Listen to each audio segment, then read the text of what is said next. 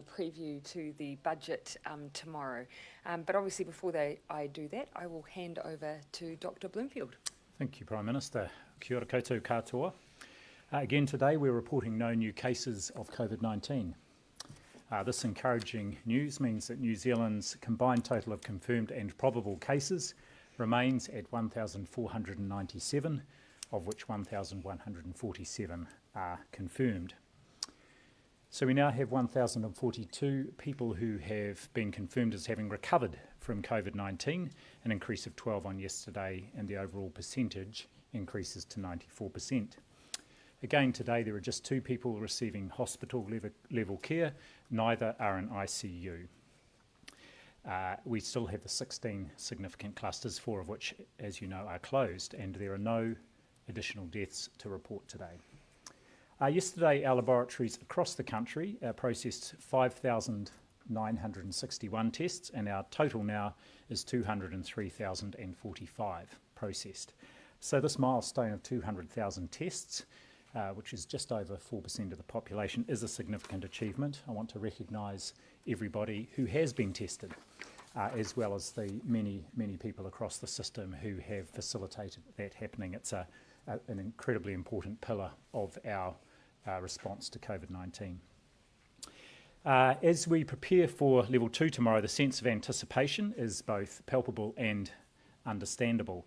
We're looking forward to re-establishing some of the routines and rhythms of our near-normal lives. In level 2, it's vital we do continue to model the personal behaviours that are going to keep COVID-19 out of New Zealand and out of our communities. And so, just to reiterate those key messages and the key measures: keep your distance from other people when out in public, including in transport. If you are sick, stay home. Don't go to work or school, and don't socialise if you are unwell. If you have symptoms of a cold or flu, call your doctor or healthline and tell them the symptoms and ask about getting tested. Good hand hygiene continues to be paramount, simplest and most effective tool we have to keep COVID-19 at bay. Social gatherings are a maximum of 10 people at once, and please keep track of where you have been to help us with contact tracing in case it is needed. So today's figures do reinforce that we are on the right path, that we are maintaining the gains made through alert levels 4 and 3, and we're heading for success. But as you will have seen overnight from other jurisdictions, this is a stubborn virus, and we don't want to be going down the path where we see spikes again. So we can't afford to give away the progress we've made. We need to remain vigilant. And finally, some comments on the review that the Waitemata DHB was doing of the experience in Waitakere Hospital and beyond with the St Margaret's cluster there. I received a copy of the review report yesterday late in the day. It was being considered by the board of the District Health Board this morning and is going to be released at 2 o'clock this afternoon. It's a really good example, I think, of rapid and transparent reviewing of our response to COVID-19 in a very particular setting so that we can learn and then translate those learnings into our advice nationally so that all district health boards can benefit from that. It had a panel of 4 people, including representatives from the New Zealand Nurses Organisation, and I'm really pleased to have received that report and to see that it is going to be made public later today in an open and constructive way. Thank you, Prime Minister. Thank you, Dr. Bloomfield. Just before I come to the budget, I do want to speak to some of the hardest parts of the alert level framework, and these parts have been difficult through the entirety of our response to COVID-19, but are particularly pronounced at alert level 2, and they are namely funerals and tangihanga. This morning, we've instigated calls between church leaders, Dr. Bloomfield and myself were part of a call this morning, funeral directors and iwi leaders, to see if we can find a way to further satisfy health concerns, which are legitimate, particularly given that we have seen overseas, in particular, research demonstrating that funerals and weddings have been part of the spread of COVID-19 in many countries, but also recognise that funerals and tangi are exceptional. They are life events that cannot be postponed. I do believe that we are well on our way to finding a solution that will meet both of these concerns. And I expect the Minister of Health will have more to say on that before the end of the day. It will still mean that there will be, of course, still restrictions, but we are working hard to see if we can find ways to accommodate some of the concerns that are being raised within the capacity of the Ministry of Health to help give the reassurance that some of those issues can be managed. Tomorrow afternoon, Budget 2020 will be delivered within the most challenging economic conditions faced by any government since the Great Depression. The global COVID-19 pandemic has triggered a global economic shock, not of our making, but like every country in the world, we are also not immune to its fallout. Now, let me be clear, the coming months and years will be some of the most challenging our country has faced in a very, very long time. The International Monetary Fund predicts the global economy will contract by 3% in 2020, much worse than during the global financial crisis. Around the world, unemployment will rise significantly. Businesses will fail and close. Government revenue will decline. And we will feel the pain here too. New Zealand is about to enter a very tough winter. But every winter eventually is followed by spring. And if we make the right choices, we can get New Zealanders back to work and our economy moving quickly again. Today I want to set out the values that underpin our economic response to the virus and signal how we intend to tackle it. Firstly, though, the best economic response to the virus was always going to be a strong health response. Going hard and early means economic opportunities and faster than many trading partners. I know the last 7 weeks have been a huge challenge to business, which is why the first phase in our economic response has been entirely focused on assisting business to stay afloat and supporting New Zealanders to stay connected to their jobs. I'm enormously proud of the work Finance Minister Grant Robertson and Social Development Minister Carmel Sepuloni did with a wage subsidy scheme. This nearly $11 billion investment has ensured that over 1.5 million workers have stayed employed and connected to their jobs during the toughest period of the lockdown, while providing a guarantee to businesses to keep going as they can start to get back on their feet at level 2. Sitting alongside the wage subsidy has been the largest suite of business tax changes in modern history, aimed at freeing up cash flow to support businesses when they couldn't trade. And our no-interest loan scheme provides much-needed cash for things like rent and other costs as they get up and running. These measures have worked so far. Our unemployment rate, it will sadly increase, but it has not to date spiked. And Treasury scenarios suggest that because we stayed at level 4 and 3 for a shorter period of time, our unemployment rate could end up at the lower end of their projected ranges. Dealing to the virus quickly also allows other economic opportunities. A possible trans-Tasman bubble, when safe, could see New Zealand and Australia opening up greater tourism and trade opportunities while our borders have to stay closed to the rest of the world, offering some additional reprieve for our tourism and hospitality industries. But the next stage in our journey of rebuilding together is recovery. Our focus now is the jobs and incomes of businesses and New Zealanders. Budget 2020 is but the first step in this phase. In normal years, the budget sets out the government's economic plans for the following year in detail, but this budget is different. It is not business as usual. Instead, it is a tailored solution to a unique situation. There is no playbook for the recovery we are about to embark on, but nor do we need one.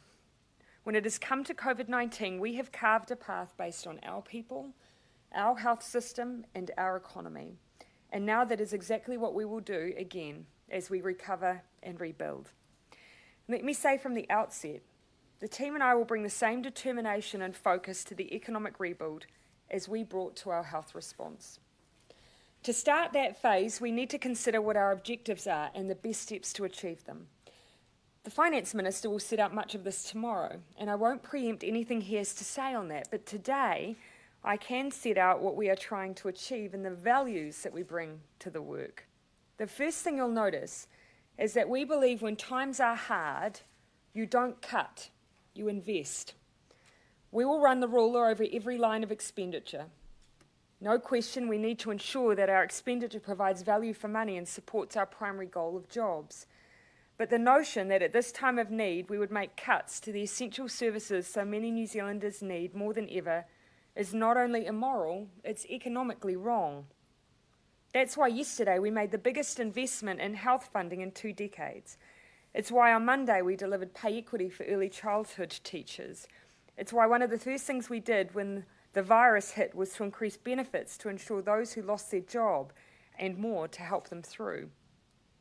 Now more than ever we need our schools and hospitals, our public houses and roads and railways. We need our police and our nurses, and we need our welfare safety net. We will not let our team of 5 million fall when the times get tough. Instead, we will strengthen the blanket of support that government is here to provide. We are rebuilding together, not apart. These foundations are essential, they are our base, but on top of them we must build the things that accelerate employment, empower businesses and stimulate our productive economy. A relentless focus on jobs, the economy and businesses is what's required now for the well-being of New Zealanders. Projections suggest our economic shock could be sharp, but hopefully short. That means we need a plan to get us through the worst and position us well for recovery.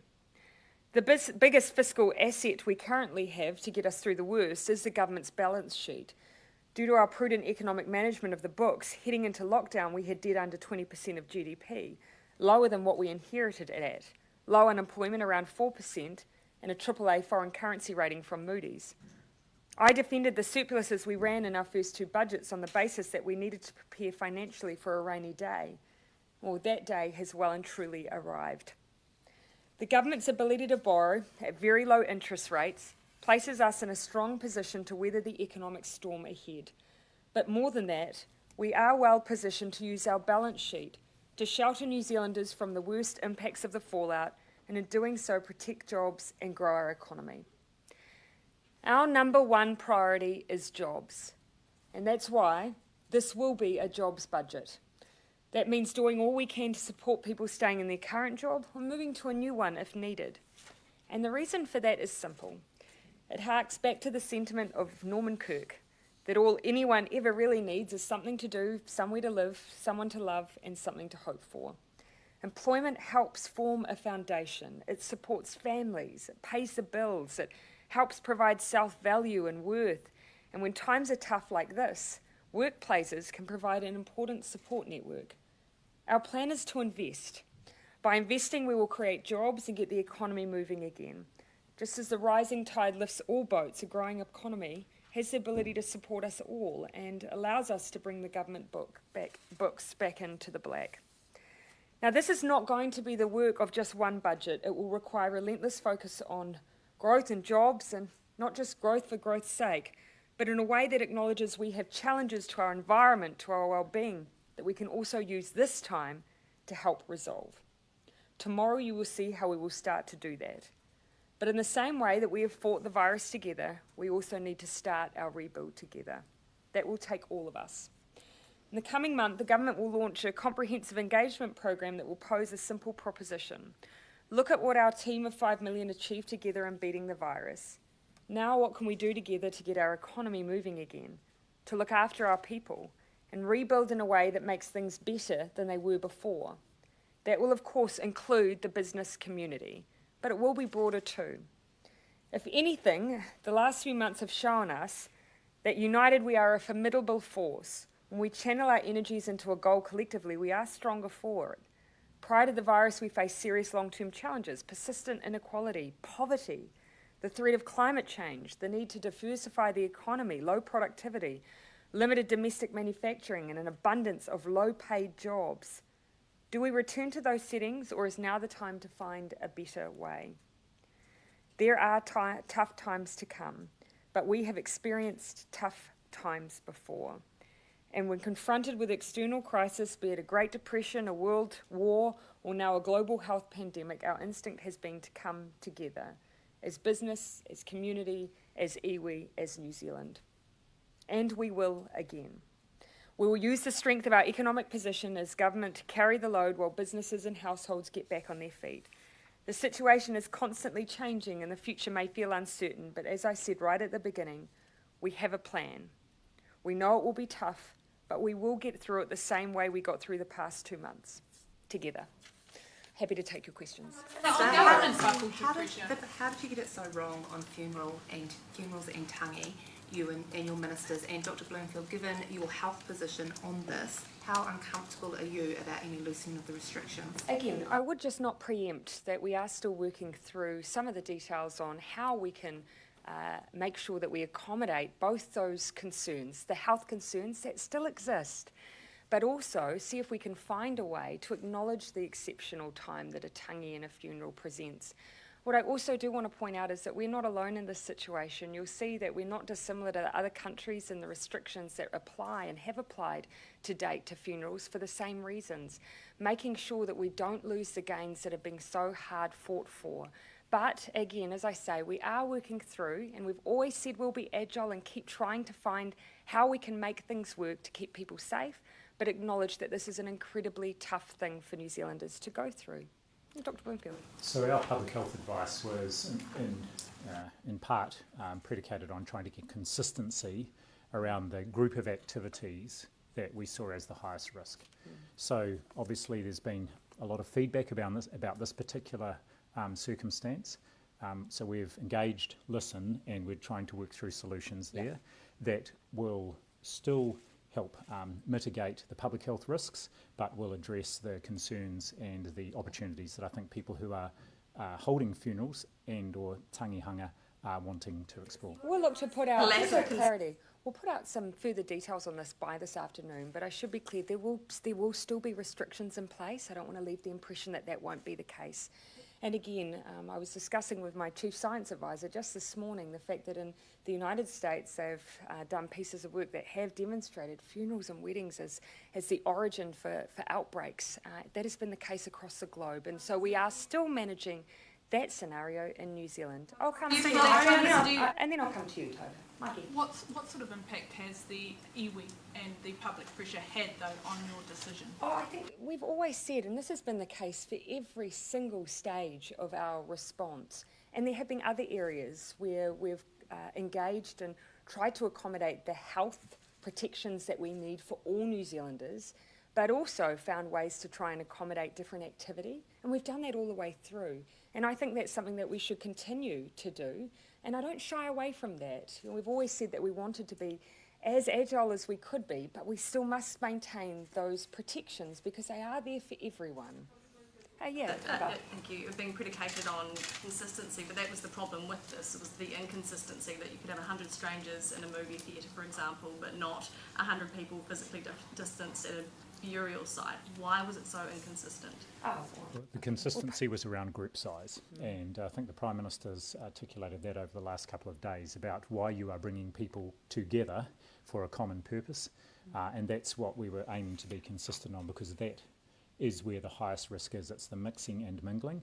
So what we are working on are ways that we can, in this particular situation, help mitigate the public health risks and balance those against the very clear needs of people at that time. How much hurt you and the government are causing grieving families? I think COVID-19 is causing hurt, immeasurable hurt. And as we try and make sure that we prevent people from experiencing undue pain by having to confront this virus, I do accept that there has been consequences of that. In fact, you've seen me almost every day in this press conference acknowledge that, because I've seen it up close. I have colleagues and friends who have gone through funeral and tangi through lockdown and through level 3. And so we've always accepted that.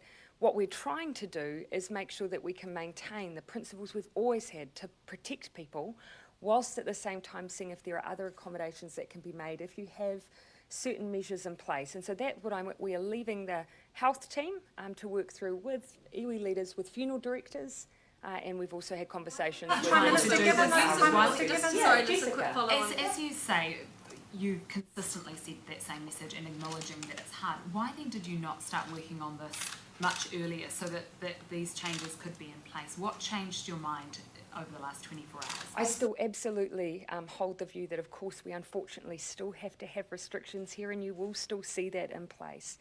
What we're seeing is whether or not we can accommodate within resourcing the ability for there to be really checks and balances to support funeral directors and managing some of that directly as well. And so it means in a couple of hours that you'll get the detail from the Minister of Health around whether or not we can put a process that involves funeral directors and the Ministry of Health working together on individual funerals.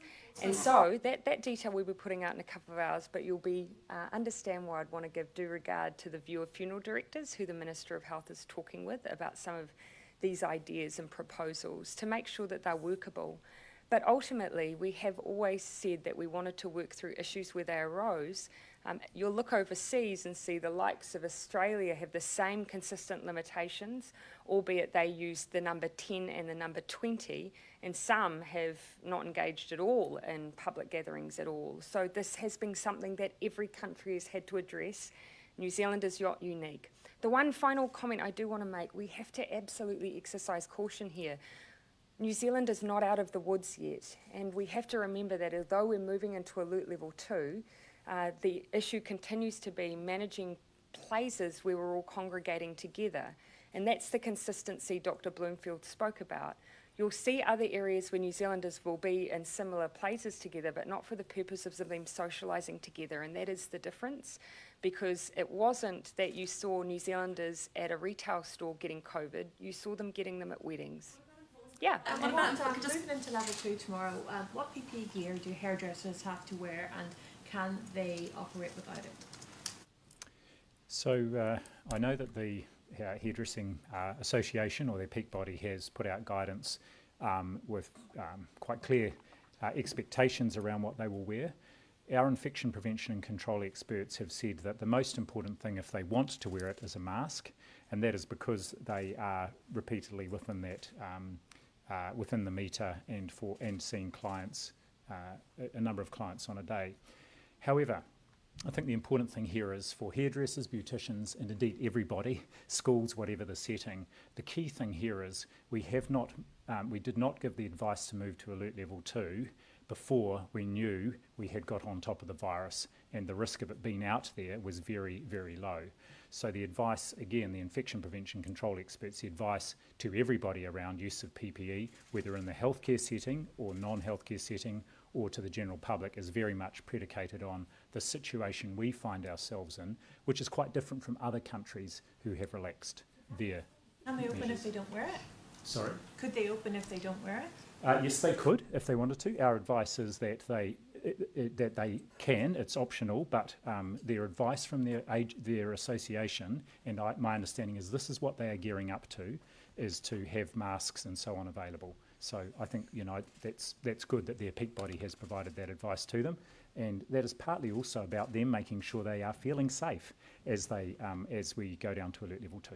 Yeah, Ardern, and then I'll come across to the other side. Thank you. Just back on funerals and and tangi. What about enforcement? Would you support police breaking up a small burial of 30 grieving family members, for example? No one wants to see that. You'll have seen from the enforcement framework that the police have always used, and I anticipate that they will keep using. In fact, they've indicated that, is that their focus has always been on education first. They move through a 4-step process where it's talking about what the expectations are. They then move through warnings, and then further down is, of course, the harsher end of enforcement. Ultimately, no one wants to see that, but these guidelines are in place ultimately because we want to protect people. And we want to make sure that no one experiences harm in their own family or in their own community. So say a funeral of 100 people then went ahead while these restrictions are still in place, would you support police breaking that up or issuing warnings? Again, you've just heard me say that no one wants to see those kind of situations, and the best way, of course, to avoid that is to make sure that we have arrangements in place that do the very best possible to accommodate all of the health concerns, but also the unique nature of funerals. what I will say is it's not for me to dictate what the police will do because they decide on an individual basis, but I don't think anyone in New Zealand wants to see a scene like that. Make sense? Dr. Bloomfield, in Australia, at least in most states, 20 people, up to 20 people, are able to attend an indoor funeral. 30 people is the limit for outdoor funerals. Is that a more appropriate limit?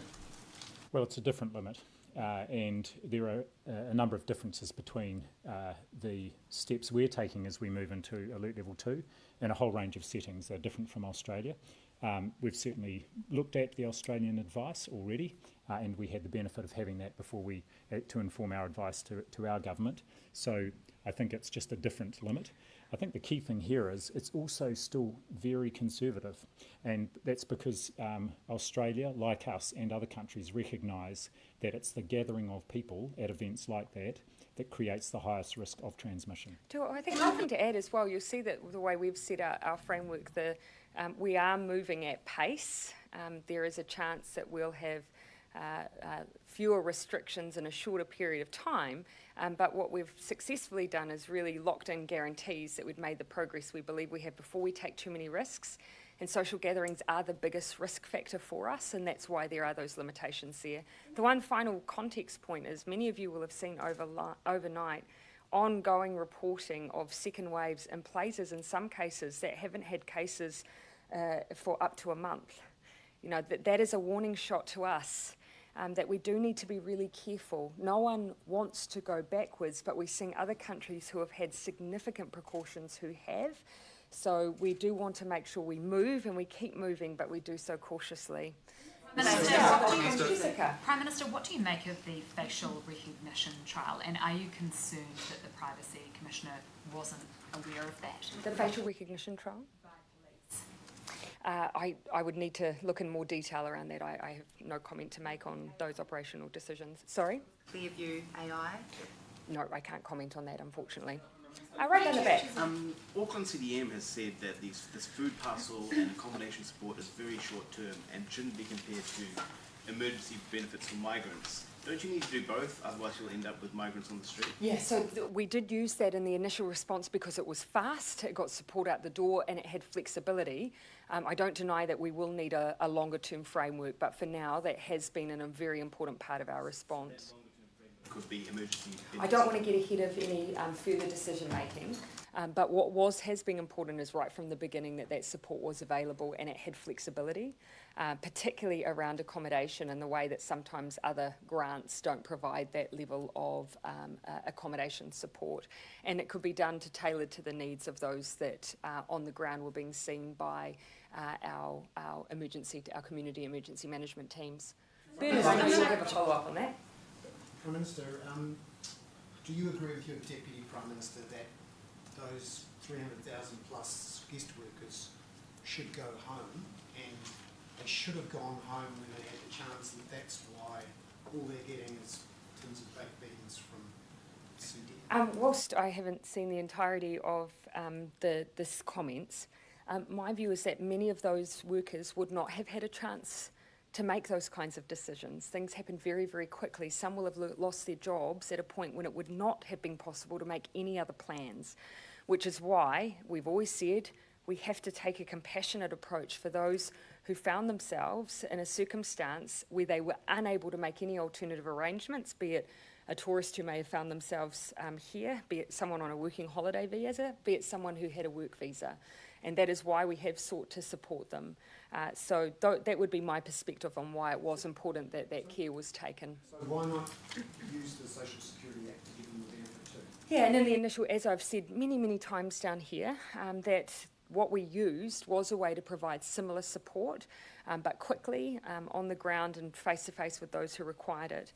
I do acknowledge that as we move into a transition phase and out of our national emergency management response mode, which we are doing, we will need a specific response tailored to that group because, of course, we won't have those community level agencies available for too much longer. So are you saying that there might be some sort of benefit to help? No, I'm just saying there's more work to be done there, Bernard, that I acknowledge that there's a gap there, that we have plugged it for now, but it will require a longer term response and plan. Just on the issue, Stephen Joyce said yesterday, telling them to cope with no money at all is simply not how we see ourselves as a country. I have no idea why the Prime Minister is not acting.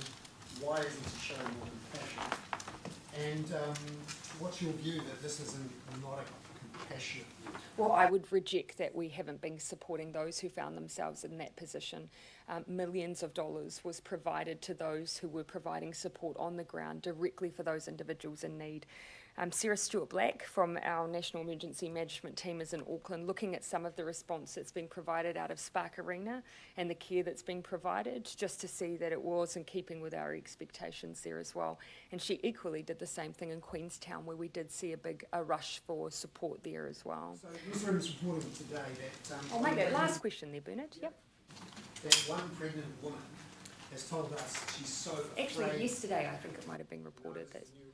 This morning, saying that one pregnant woman is so afraid of asking for food, even though she has food cravings, she cannot understand why this amount of food is all she's got. And that should not be the case, and that I repeat the same message I used yesterday.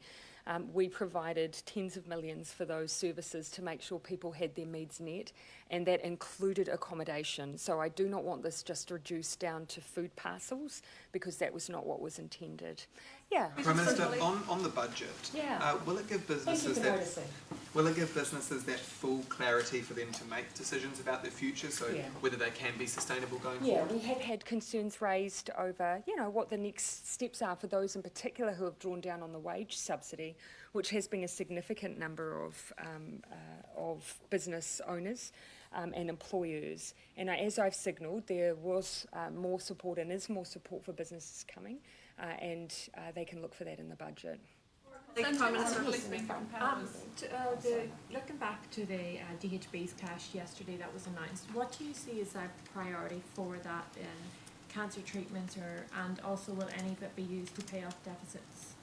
Sorry, can you repeat the first half of your question? What do you see as a priority for spending in cancer treatment or anything like that? Yeah. So there was a specific allocation that was around catch-up procedures in particular. We know that there's a significant number of calls on DHB's resourcing, and of course we've been saying that since we took office, that there were deficits, there was infrastructure deficits.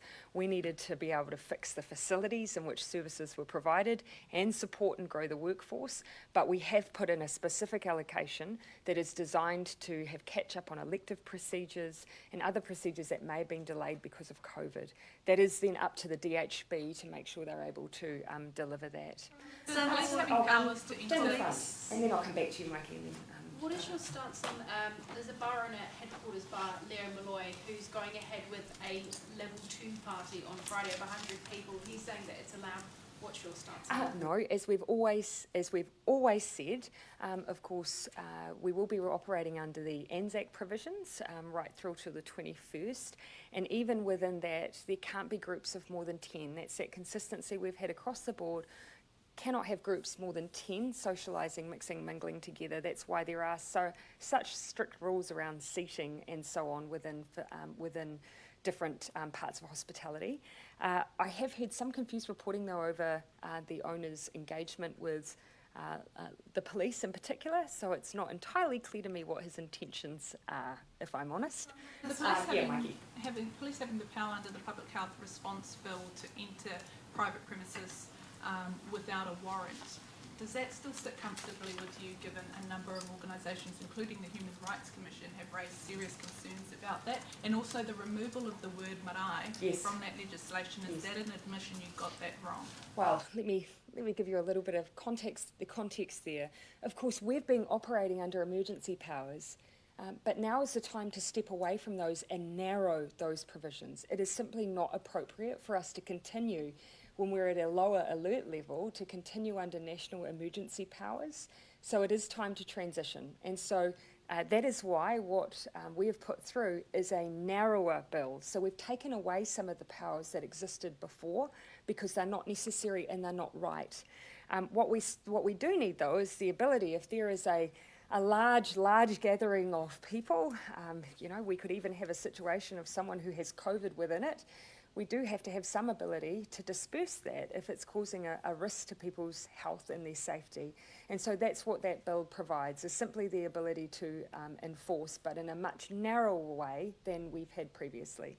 On the issue of the reference to marae, what the bill explicitly did was actually make sure that rather than marae be treated potentially as commercial premises where there are wider powers, to actually narrow it and make sure they had the same protection as private dwellings. That was the intent, so that there was no question and that they had that higher, that there was that distinction in there. But after concerns were raised, there was no question that we would rather respond to that, even given that explanation behind it. Bit wrong on that one. No, again, if you talk to the Attorney General, he maintains the view that it was important to try and provide those protections, but equally at the same time, if we have a call from others to say that they would prefer not to have it explicitly, then that's something that he's heard there. Was Māori when you came up with those protections, though, or was that a protection that you put onto them? Again, these are things drafted within Crown law, within consultation with the Attorney General. It was something, there was some discussion over why it was explicit, and the explanation around providing extra protection was of course raised, but for explicit consultation, always question the Attorney General because he was managing the bill in the front. What powers, specifically what powers aren't in the new legislation that have been held under the emergency powers? It's probably easier if I just talk about what, of course it depends on what's in the order. So the orders that we're using now are much more curtailed. And so really the ability to disperse gatherings and just maintain what is in an order, and you'll see for alert level 2, those orders are very small. It's basically social distancing and gatherings. And so again, using broad sweeping national emergency powers are just not suitable under those circumstances. Joe? For those people who have lost loved ones during level 3 and have waited till tomorrow to have a funeral, assuming that the restrictions would have loosened, can you guarantee that looser restrictions will be in place for them from tomorrow, and can you give them at least a little bit of clarity now as to what that might look like? Yeah, and so Minister Clark and Minister Davis were finishing calls with funeral directors only in the last hour or so, so I expect that information will be provided, yes, before we move into alert level 2. So yes, they will have that clarity. Again, I do want to just acknowledge that there will still be restrictions, but we are trying to accommodate, as I said, both of the concerns on both sides around health mitigations, but also the exceptional circumstances of funeral and tangi. And then I'll finish with Toba and then Ben. A question from our Australia correspondent. The relationship between China and Australia at the moment could be described as tense. What impact does that have on us? Well, actually, we are our own relationship, obviously, so really it doesn't, and nor should it. We have an independent relationship, one of course which we've long fostered. New Zealand has been the subject of a number of firsts when it comes to our relationship with China, not least the signing of our free trade agreement, visitors from prime ministers and so on. So it is an independent relationship, and one obviously that's important to us. A number of churches are concerned that the 10-person limit is stopping them in their communities from attending weekly church and worship services. Is that fair?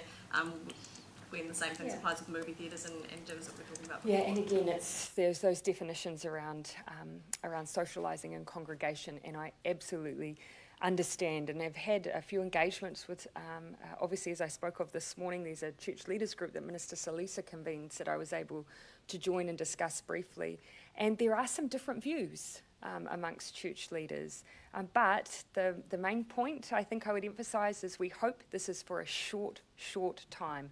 I'm as keen as anyone to get New Zealanders in a position where those who are of faith and wish to be able to come back together, particularly at this testing time, are able to do that. Tamaki is vowing to go ahead with a Destiny Church service this weekend. Should that be stopped? We want him to listen to public advice in the same way that we want everyone to. No one wants to risk an outbreak, and I'm sure he wouldn't want to put his congregation at risk. Finish with Ben. One more colleague, thank you, Ben. Has any decision been made about how ski fields will be able to operate? I actually understand that the likes of Cardrona and others have actually been working quite productively on guidelines, I think in conjunction with the ministry. So last I heard that they'd made some good progress, but I wouldn't want to speak in too much detail on that.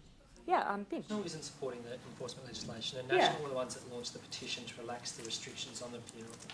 So feels a lot like, after an extraordinary period, like a laying down of arms during the lockdown period, that campaigning for the election is on in earnest. Is that fair to say from the budget tomorrow? Well, look, I mean, all I would reflect on is it was only a few weeks ago that they were bringing science advisors before the committee that were concerned around whether or not New Zealand was moving too quickly.